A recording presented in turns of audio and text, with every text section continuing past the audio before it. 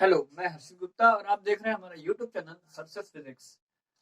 Physics के concept को बड़े इजीली और सिंपल तरीके से समझने के लिए हमारे चैनल को सब्सक्राइब करें और शेयर करें। तो हमारी इलेक्ट्रोस्टैटिक्स की सीरीज चल रही थी और उसमें पिछले लेक्चर में हमने बात करी थी किस तरह से हम किसी बॉडी को चार्ज कर सकते हैं। मेथड ऑफ चार्जिंग, कौन कौन से मेथड्स हैं जिस तरह से हम बॉडी को चार्ज करते हैं। अब एक चीज और है कि अगर कोई बॉडी चार्ज हो जाती है तो उसको चार्ज को मेजर करने के लिए एक डिवाइस बनी है, उसका नाम है इलेक्ट्रोस्कोप। इस इलेक्ट्रोस्कोप नाम के एक डिवाइस से किसी बॉडी के हम चार्ज को मेजर कर सकते हैं। ठीक है, इसका एक अपना सिंपल सा प्रिंसिपल है और इसकी बात कभी कर लेंगे एक छोटे से लेक्चर में। ठीक है, अब हम आज आते हैं मेन जो है कूलॉम्स लॉ में, जो इस पूरे इलेक्ट्रोस्टैटिक्स की जान है एक तरह से, बिल्कुल मेन है ना। बहुत लोग तो यहीं से इसको स्टार्ट करते हैं, कूलॉम्स। तो एक्चुअली क्या है, किसी मेटल की दो फंडामेंटल प्रॉपर्टी थी, हमने बताई थी, एक मास और एक चार्ज, है ना। तो जिस तरह से दो मासेस के बीच एक ग्रेविटेशन फोर्स काम करता है, उसी तरह से दो चार्जेस के बीच भी एक फोर्स काम करता है और इसी फोर्स को इलेक्ट्रिकल फोर्स बोलते हैं। इस फोर्स के बारे में कूलॉम ने स्टडी किया, अपने एक्सपेरिमेंट्स करे और एक्सपेरिमेंट्स के बेसिस पर उन्होंने बताया कि दो चार्जेस के बीच फोर्स जो है वो किस तरह से काम करेगा, कितना फोर्स काम करेगा। एक्चुअली इलेक्ट्रिकल फोर्स हम लोग की लाइफ में बड़ा इंपॉर्टेंट है। कोई भी दो चार्जेस के बीच ये फोर्स हमेशा काम करता ही है ना। अब कोई एटम में क्या होता है, बेसिकली प्रोटॉन न्यूट्रॉन इलेक्ट्रॉन होता है। प्रोटॉन इलेक्ट्रॉन के बीच भी एक इलेक्ट्रिकल फोर्स काम करता है। मतलब एक तरह से देखा जाए कि इलेक्ट्रिकल फोर्स ही इस एटम को बांधे रखता है और इस एटम से मिलकर ही तो पूरी दुनिया बनी है। इसका मतलब वास्तव में ये पूरी दुनिया को बांधे रखे हुए हम लोग को, आप लोग को, सबको ये इलेक्ट्रिकल फोर्स ही बांध के रखता है। इसलिए इलेक्ट्रिकल फोर्स बड़ा जरूरी है। हर चीजों को ये बांध के रखता है। यहाँ तक कि मैकेनिक्स में हम लोग जो पढ़ते हैं, टेंशन फोर्स, नॉर्मल फोर्स, ये सब फोर्स भी बेसिकली इलेक्ट्रिकल फोर्स ही होते हैं। ठीक है, अब एक चीज और, मतलब हम लोग के आसपास की पूरी दुनिया, हम लोग पूरा इलेक्ट्रिकल फोर्स से घिरे हुए हैं। ये कोई वो बात नहीं है, मेन जो सोचने वाली बात है, हम लोग पूरी दुनिया में, हम लोग के चारों तरफ आसपास इलेक्ट्रिकल फोर्स से हम घिरे हुए हैं, लेकिन फिर भी इस नेचर में इलेक्ट्रिकल फोर्स कितनी अच्छी तरह से बैलेंस है ना। ये एक बड़ी बात है, जो इसे बोलते हैं कुदरत का एक करिश्मा, कि इस पूरे नेचर में सब जो इलेक्ट्रिकल फोर्स है वो सब कितनी अच्छी तरीके से बैलेंस हो जाते हैं, है ना। और एक बात ये बताएं हम आपको, जैसे मान लीजिए आप खड़े और कोई आपका फ्रेंड, आपका कोई दोस्त खड़ा है कुछ दूरी पे, और अगर आप में उस फ्रेंड में मात्र 1% इलेक्ट्रॉन की कमी या ज्यादा अधिकता हो जाए, मतलब पूरी बॉडी में जितने एटम होते हैं उसमें 1% इलेक्ट्रॉन ज्यादा हो जाए या कम हो जाए दोनों में, तो तो आपके और आपके फ्रेंड के बीच इतना रेपल्सन फोर्स काम करेगा, इतना इलेक्ट्रिकल रेपल्सन काम करेगा कि ये फोर्स सफिशियंट है यहां तक कि अर्थ को उठाने में, पूरे अर्थ को उठाने के लिए ये फोर्स इतना सफिशियंट होता है। मतलब बहुत ज्यादा सोचने वाली बातें हैं। इलेक्ट्रिकल फोर्स से पूरी दुनिया घिरी हुई है और ये फोर्स बड़े ही हम लोग के काम के फोर्स है। तो आज हम इन्हीं फोर्सेस के बारे में बात करने वाले हैं कि ये इलेक्ट्रिकल फोर्स कितना होता है, ये बड़ा जरूरी है, इसी की हम आज बात करेंगे। तो कूलाम ने दो चार्जेस के बीच लगने वाला जो फोर्स है उसकी स्टडी किया अपने एक्सपेरिमेंट्स के द्वारा और कुछ बातें बताई। उन्होंने ये बताया कि दो पॉइंट चार्जेस ले लो। अब ये पॉइंट चार्जेस क्या है, नाम से तो लग रहा है पॉइंट मतलब बहुत छोटा, है ना। एक्चुअली पॉइंट चार्जेस का मतलब ये कि इन चार्जेस के बीच की डिस्टेंस इतनी ज्यादा हो कि इस डिस्टेंस की कंपैरिजन में इनका जो साइज है वो नेग्लेक्ट कर दिया जाए, इतना छोटा, है ना। तो अगर ये डिस्टेंस बहुत बड़ी है और उनकी कंपैरिजन में इनका साइज बहुत छोटा है तो हम बोलेंगे कि दोनों पॉइंट चार्जेस है ना। अब वैसे हम एक स्फेयर ले लें, एक स्फेयर को भी हम पॉइंट चार्ज मान लेंगे अगर दो स्फेयर की डिस्टेंस बहुत ज्यादा है ना। तो डिस्टेंस की कंपैरिजन में जो स्फेयर है उसका जो डायमीटर है वो बहुत कम है, तो उसको नेग्लेक्ट कर सकते हैं। तो ये पॉइंट चार्जेस का मतलब है। तो कूलाम ने ये बताया कि दो कोई पॉइंट चार्जेस हैं अगर, तो उन दोनों पॉइंट चार्जेस के बीच, ये कहीं पर भी रखे हो, उन दोनों के बीच एक इलेक्ट्रिकल फोर्स काम करता है।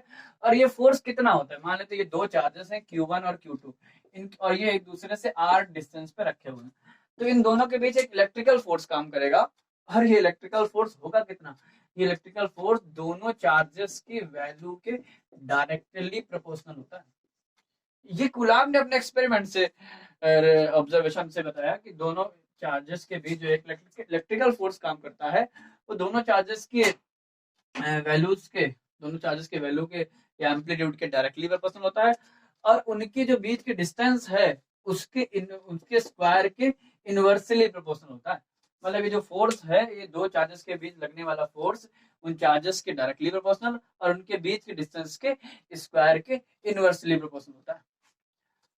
अरे ये बात बोलना इतना आसान भी नहीं होता कि अरे किसी ने बोल दिया कि ये F is proportional to Q1, है ना। प्रोपोर्शनल का मतलब तो ये होता है, प्रोपोर्शनल का मतलब क्या होता है, प्रोपोर्शनल का मतलब होता है सेम रेशियो में इंक्रीज होना, है ना।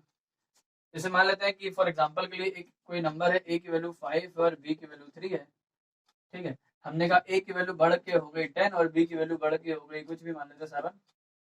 अच्छा, यहाँ पर A भी इंक्रीज हो रहा है और B भी इंक्रीज हो रहा है। देखिए A 5 से 10 हो गया और B 7 से, सॉरी 3 से 7 हो गया। तो A भी इंक्रीज हो गया, B भी इंक्रीज हो गया, तो हम यहाँ ये बोल सकते हैं क्या कि A is directly proportional to B? नहीं बोल सकते, है ना, क्योंकि डायरेक्टली प्रोपोर्शनल का मतलब होता है सेम रेशियो में होना। A अगर डबल हो तो B भी डबल होना चाहिए।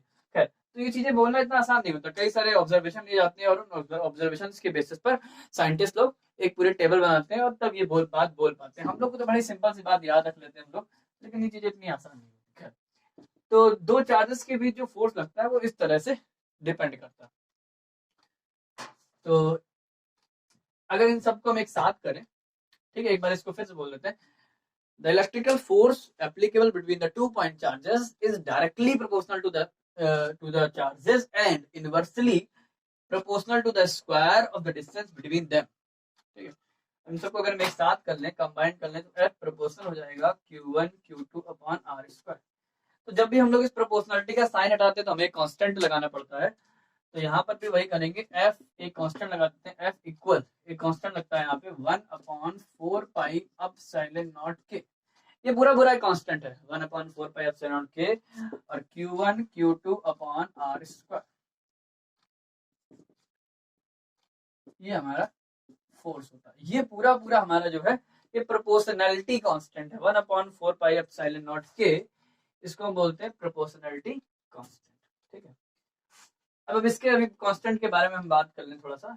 ये जो है 1/4 पाई एप्सिलॉन नॉट के, ये इस अगर कांस्टेंट को हम ध्यान से देखें तो यहाँ पर पाई तो हम लोग को पता ही है, एप्सिलॉन नॉट और के दो चीजें होती हैं। ये एप्सिलॉन नॉट क्या होता है, एप्सिलॉन नॉट को बोलते हैं परमिटिविटी ऑफ फ्री स्पेस या वैक्यूम, इसको बोलते हैं परमिटिविटी ऑफ फ्री स्पेस या वैक्यूम।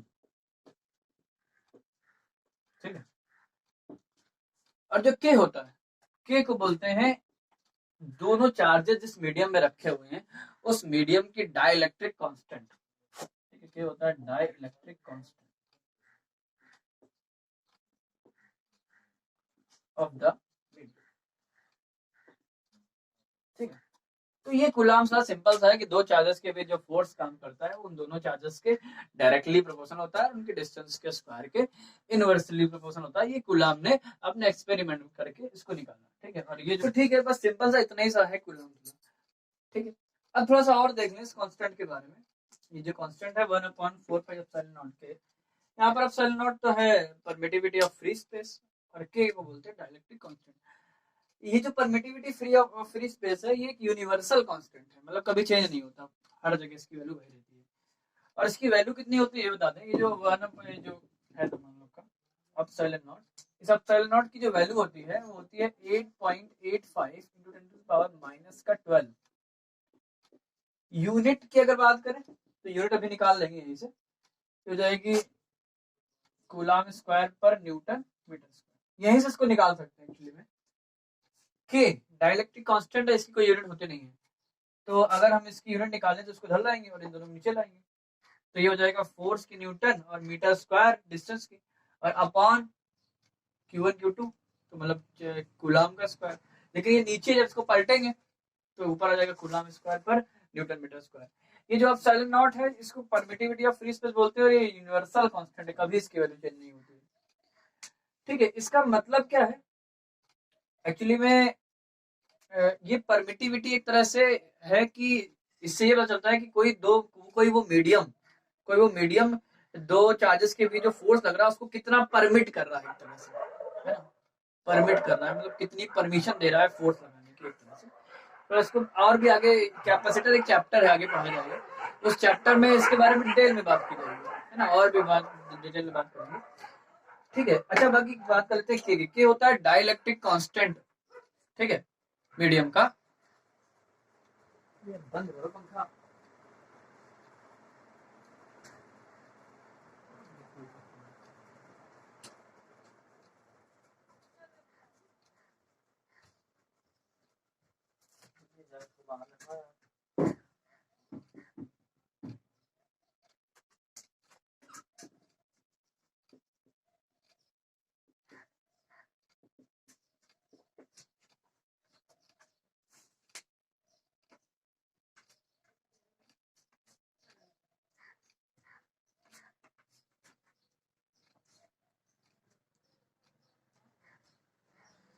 तो कूलाम्स लॉ बेसिकली सिंपल इतना ही सा है ना। अब बाकी इस कांस्टेंट के बारे में थोड़ा सा और देख ले। तो जो कांस्टेंट है इसमें जो आप सेल नॉट है इसको बताया परमिटिविटी ऑफ फ्री स्पेस, ठीक है, और ये वैक्यूम या फ्री स्पेस, ये एक यूनिवर्सल कांस्टेंट है, मतलब इसकी कभी वैल्यू चेंज होती नहीं है। और इसकी जो वैल्यू होती है परमिटिविटी की, ये हम बता दें, इस परमिटिविटी की जो वैल्यू होती है, अब सेल नॉट की जो वैल्यू होती है वो होती है अप्रोक्सीमेट 8.85 इंटू 10 की पावर माइनस का 12, और जो यूनिट होती है वो होती है कूलाम स्क्वायर पर न्यूटन मीटर स्क्वायर। ये यूनिट कैसे है ये भी देख लो, के एक डाइलेक्ट्रिक कांस्टेंट है, इसकी कोई यूनिट होती नहीं है, ठीक है, ये यूनिट लेस होता है।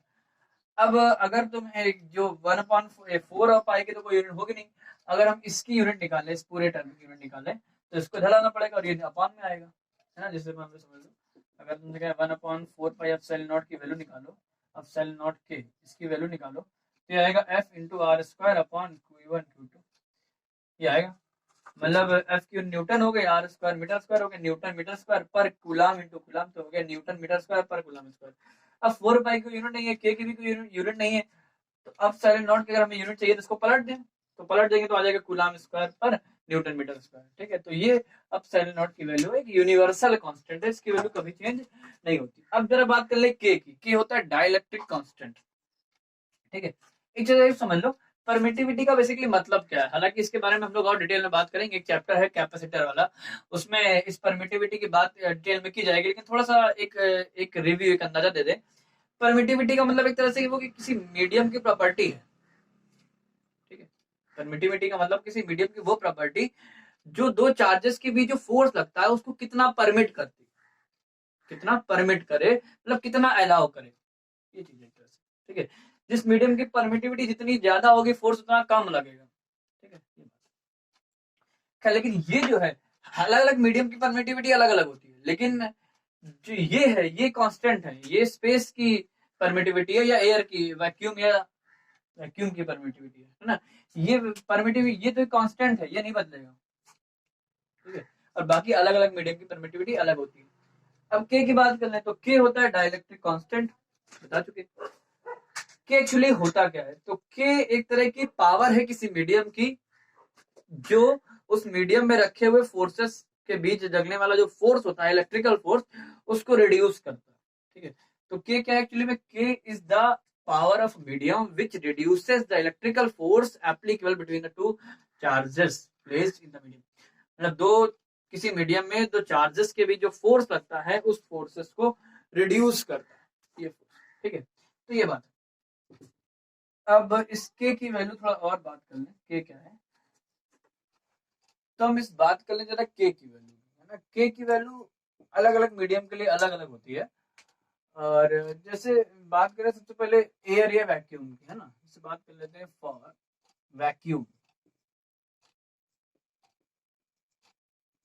वैक्यूम के लिए जो है के की वैल्यू एग्जैक्टली 1 होती है, और एयर के लिए के की वैल्यू होती है 1.005, है ना। अप्रोक्सीमेट दोनों की वैल्यू सेम ही है, तो अगर एयर वैक्यूम के लिए अप्रोक्सीमेट के की वैल्यू 1 होती है, और अगर के की वैल्यू 1 है तो ये जो फोर्स लगता है इसका जो हम लोग ने अभी फॉर्मूला निकाला था F equal to 1/4 pi epsilon not के Q1 Q2 upon R square.